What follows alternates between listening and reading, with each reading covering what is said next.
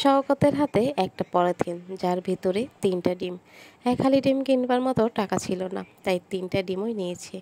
এদিক থেকে অবশ্য সুবিধাই হয়েছে, বাসায় তারা ৩জন মানুষ, ৩টা ডিমেই হয়ে যাবে। শওকত বাসায় এসে রেবার হাতে ডিম ৩টা দিয়ে বলে, ডিমের সাথে আলু দিয়ে ঝোল ঝোল রান্না করবে। রেবা হাসি মুখে বলে আচ্ছা। রেবা ডিম নিয়ে রান্নাঘরের দিকে চলে যায়। আজকাল এত হতাশ দিনেও রেবার হাসি মুখ দেখে শান্ত থাকতে পারে। এই মেয়েটার ভেতরে কোনো অস্থিরতা নেই, সব সময় এমন একটা শান্ত ভাব ধরে থাকে যেন কিছুই হয়নি, অথচ সব কিছু এলোমেলো হয়ে আছে। শওকত একবার মেয়ের পড়ার টেবিলের পাশে যায়। রিফা অঙ্ক করছে। রিফা এবার ক্লাস 10-এ পড়ে। মাথায় হাত রাখতেই রিফা বাবার দিকে ঘুরে তাকায়। মেয়েটা হয়েছে ওর মায়ের মতোই, কথা বলবার সময় মুখে হাসি লেপ্টে আছে। শওকতের চাকরি চলে যাবার পর থেকে ঋণ করে চলছে। চাকরি নেই, 1 মাস হয়। রিফার টিউশন টিচারকেও ছেড়ে দিয়েছে, এখন আর বান্ধবীদের থেকে অঙ্ক বুঝে নেয়।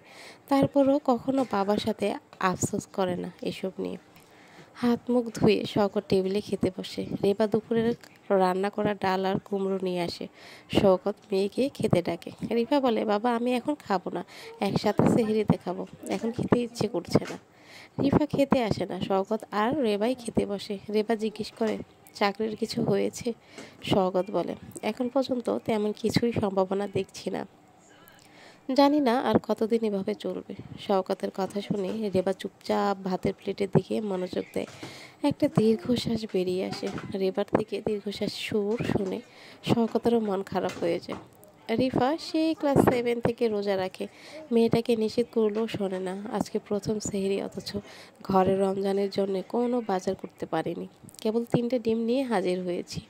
মেয়েটার জন্য এখন খারাপ লাগছে। সেহরি না হয় ডিম আর আলু দিয়েই চলে যাবে, তবে ইফতারের সময়টা নিয়েই এখন শওকতের দুশ্চিন্তা হচ্ছে। বাসায় ইফতার করবার মতো কিচ্ছু নেই। প্রতি বছর রমজানের আগে বাজার করে, ইফতারের আগে রিফা মায়ের পাশে ঘুরঘুর করে, মাকে সাহায্য করে রান্না করে। অথচ এবছর হয়তো কেবল পানি দিয়ে ইফতার করতে হবে, তারপর ভাত খেতে হবে। সারাদিন শওকত অনেক জায়গায় ছুটেছে কাজের জন্য, তেমন কিছু হয়নি। দোকানে একবার গিয়েছে বাকির জন্য। বাসার ভাই মিষ্টি একটা হাসি দিয়ে বলে, শওকত ভাই, ঠিক করেছি রোজায় কোনো বাকি বিক্রি করব না। শওকত আর বেশি কিছু চায়নি, পকেটে যে টাকা ছিল সেই টাকা দিয়ে 3টা ডিম নিয়ে বাসায় ফিরেছে। রেবা চুলায় বসিয়ে রাখা রান্না শেষ করে বিছানায় আসে। শহরে গরম বেড়েছে, এখন ফ্যান ছাড়া থাকা যায় না।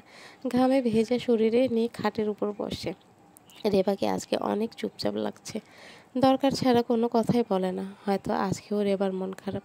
বিশেষ একটা দিনে তারা অনিশ্চিত একটা সময় ভেসে যাচ্ছে, কেউ জানে না এই সময়টা কতদিন দীর্ঘ হবে। শওকতের শরীর জুড়ে ক্লান্তি, কখন যে চোখ লেগে আসে টের পায়নি। ঘুম ভেঙে রিফার ডাকে, চোখ খুলে দেখে রিফার পাশে দাঁড়িয়ে ডাকছে। শহরের মাইকে অ্যালার্ম, সেহেরি খাওয়ার সময় হয়েছে, ওঠেন।